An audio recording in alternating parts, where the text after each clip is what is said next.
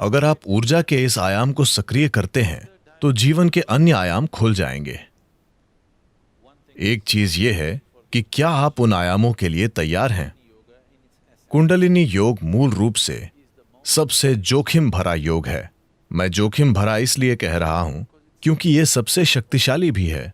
अगर आपको गहरी खाई में कूदना है तो या तो आपको पागल होना चाहिए या आपको किसी पर जबरदस्त भरोसा होना चाहिए।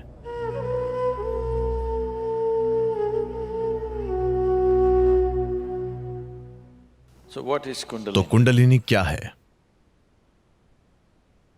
अभी मैं बोल रहा हूं, यह कुंडलिनी है।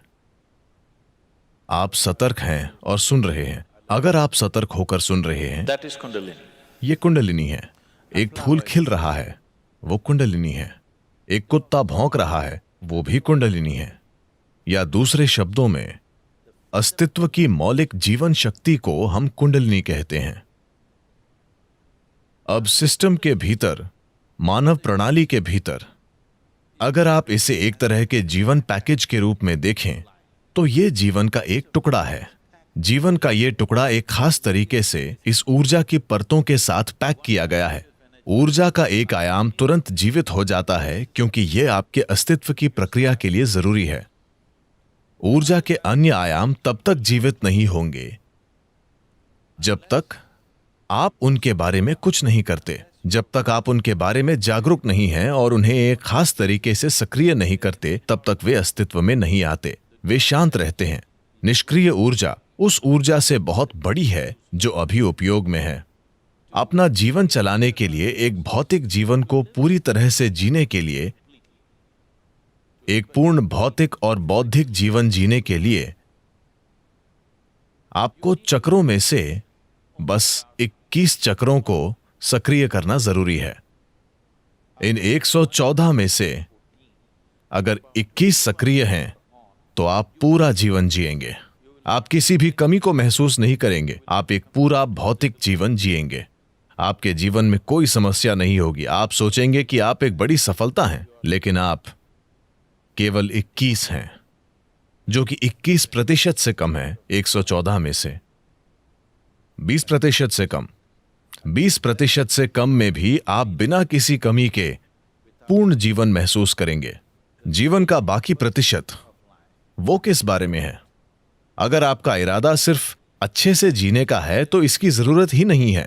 अगर आप ऊर्जा के इस आयाम को सक्रिय करते हैं तो जीवन के अन्य आयाम खुल जाएंगे। एक बात यह है कि क्या आप उन आयामों के लिए तैयार हैं? सवाल यह नहीं है कि यह अच्छा है या बुरा। सवाल यह है कि क्या आप उसके लिए तैयार हैं? क्योंकि भले ही सबसे अच्छी चीजें आपके जीवन में आएं, पर आप उनके लिए तैयार न हों तो यह आपके लिए अच्छा नहीं होगा। आपके अनुभव में यह अच्छा नहीं होगा। अगर कुछ आपके पास तब आया जब आप उसके लिए तैयार नहीं थे, है कि नहीं? अगर यह सबसे बड़ी चीज हो तो भी, शायद यह सबसे बड़ी चीज हो, पर यह तब आई जब आप तैयार नहीं थे, तो यह अच्छी बात नहीं है ना? तो क्या आप तैयार हैं? यह पहला सवाल है। अगर आप तैयार हैं तो हम इसके लिए क्या कर सकते हैं? हम इसे कैसे सक्रिय कर सकते हैं? ऐसा करने के कई तरीके हैं, कई तरीके।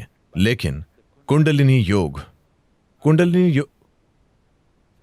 योग अभ्यास से लोग परिचित हैं? ठीक है। कुंडलिनी योग, मैं किसी पर टिप्पणी नहीं कर रहा हूं। कुंडलिनी योग मूल रूप से सबसे जोखिम भरा योग है। मैं जोखिम भरा इसलिए कह रहा हूं क्योंकि यह सबसे शक्तिशाली भी है।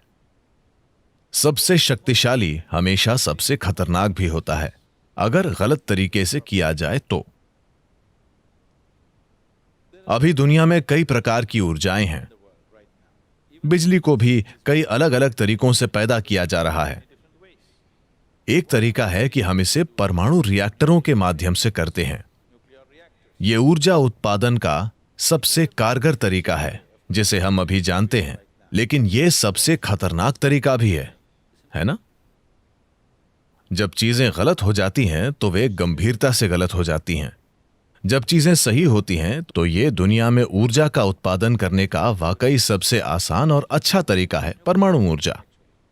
लेकिन जब ये खराब हो जाता है तो ये वास्तव में इस तरह खराब हो जाता है कि आप इसे ठीक नहीं कर सकते। कुंडलिनी योग भी ऐसा ही है। ये सबसे शक्तिशाली है, पर यह सबसे खतरनाक है। जरूरी तैयारी और मार्गदर्शन के बिना, विशेषज्ञ मार्गदर्शन, निरंतर मार्गदर्शन और देखरेख के बिना किसी को कभी इसका प्रयास नहीं करना चाहिए। पर समस्या यह है कि इस पर किताबें लिखी गई हैं और सभी उच्चतम योग करना चाहते हैं। कोई भी ए से शुरू नहीं करना चाहता, सब जी के साथ वर्णमाला शुरू करना चाहते हैं। यह रवैया अपने आप में ही खतरनाक है। जो शक्ति जीवन में परिवर्तन ला सकती है वो जीवन का विनाश कर सकती है, सिर्फ इसलिए कि जरूरी प्रतिबद्धता, समर्पण, ध्यान और समझ के बिना इसे किया जा रहा है। कुंडलिनी ऊपर उठने से, अगर कुंडलिनी ऊपर उठती है तो आपके जीवन के आयाम इतनी तेजी से बदलेंगे कि आपको बाहर भी जल्दी बदलाव लाने के लिए तैयार होना चाहिए, वरना चीजें बड़े पैमाने पर बिखर जाएंगी। शास्त्रीय यौगिक परंपराओं में हम पारिवारिक स्थितियों में रहने वाले लोगों को एक प्रकार का योग सिखाते हैं। एक अन्य प्रकार का योग है जो हम तपस्वियों को सिखाते हैं। ईशा में हमारे पास दोनों रूप हैं। हमारे पास तप योग है और सामान्य योग भी है। हम आपको तपस्वी योग कभी नहीं सिखाएंगे। यह योग का सबसे शक्तिशाली तरीका है, लेकिन इसमें अनुशासन और फोकस की जरूरत होगी जो आप अपने सामान्य जीवन में नहीं कर पाएंगे। अगर आप उस तरह का योग करते हैं तो यह आपके बाहरी जीवन को तुरंत तोड़ फोड़ देगा। अब यह योग आपके जीवन में जोड़ तोड़ करने के लिए नहीं बनाया गया है, यह आपके जीवन को बेहतर बनाने के लिए बनाया गया है। जब जीवन बेहतर होता है, जब चीजें बेहतर होती हैं, आप अधिक पैसा कमाते हैं, आपका बिजनेस बेहतर हो रहा है, आपका पेशा बेहतर हो रहा है, आमतौर पर दुर्भाग्य से परम की तलाश करने की आपकी लालसा धीमी हो जाती है। हाँ, तो वास्तविक अर्थों में यह तरीका अच्छा नहीं है, पर यह आज की दुनिया में काम करने का एकमात्र तरीका है, और यह एकमात्र तरीका है जो अधिकांश लोगों के लिए कारगर होता है। बहुत कम लोगों के लिए हम इसे अन्य तरीकों से कर सकते हैं। हम इन सभी चीजों को दरकिनार कर सकते हैं और बस बहुत ही शक्तिशाली तरीके से काम कर सकते हैं, पर यह उनके आसपास के सभी सामाजिक ढांचों को खत्म कर देगा जो हर किसी के लिए अच्छा नहीं है। तो ये विभिन्न आयाम हैं। अगर कुंडलिनी योग का अभ्यास करना है तो आपको एक निश्चित प्रकार के वातावरण में होना चाहिए। आप सामाजिक परिस्थितियों में रहकर कुंडलिनी योग नहीं कर सकते, वरना कुंडलिनी योग के नाम पर आप कुछ सरल कर रहे हैं, क्योंकि कुंडलिनी योग आपको कुछ दिनों के भीतर बदल सकता है। अचानक अभ्यास के 2 दिनों बाद ही आप अपने ही घर में एक अजनबी की तरह महसूस करेंगे, क्योंकि यह आपके बारे में सब कुछ बदल देगा। क्या हम कुंडलिनी ऊंचा उठा सकते हैं? हां, हम कर सकते हैं। एक तरीका यह है कि मददगार माहौल बनाया जाए ताकि यह धीरे धीरे बढ़े। दूसरा तरीका इसे इस तरह भड़काना है कि यह जल्दी से बढ़ जाए। अगर यह जल्दी से बढ़ जाती है तो सब कुछ नाटकीय रूप से बदल जाता है। अगर यह धीरे धीरे बढ़ती है तो बदलाव धीरे धीरे होगा। आप समय के साथ बदलाव संभाल पाएंगे। लेकिन अगर यह बहुत जल्दी होता है तो आप बदलाव संभाल नहीं पाएंगे। ऐसा लगेगा जैसे चीजें बिखर रही हैं। तो ऐसा करने के अलग अलग तरीके हैं। कितने तरीके हैं? बहुत सारे तरीके हैं। मैं सभी तरीके नहीं बताऊंगा। ऐसा करने के कई तरीके हैं। मूल रूप से इसे करने के 112 तरीके हैं। 112 तरीके हैं जिनसे आप इसे अपना सकते हैं। आधार से इसके लिए आपको ढांचे को जानना होगा, वरना यह बहुत लंबा हो जाएगा। इन 114 चक्रों में से 7 ऐसे हैं जिन्हें हम 7 आयामों के रूप में पहचानते हैं।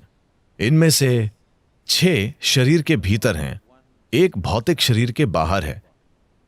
इसलिए अगर आप इन 112 तरीकों को अपनाते हैं तो आप 6 चक्रों को संभाल लेंगे, 7वें को आप संभाल नहीं सकते।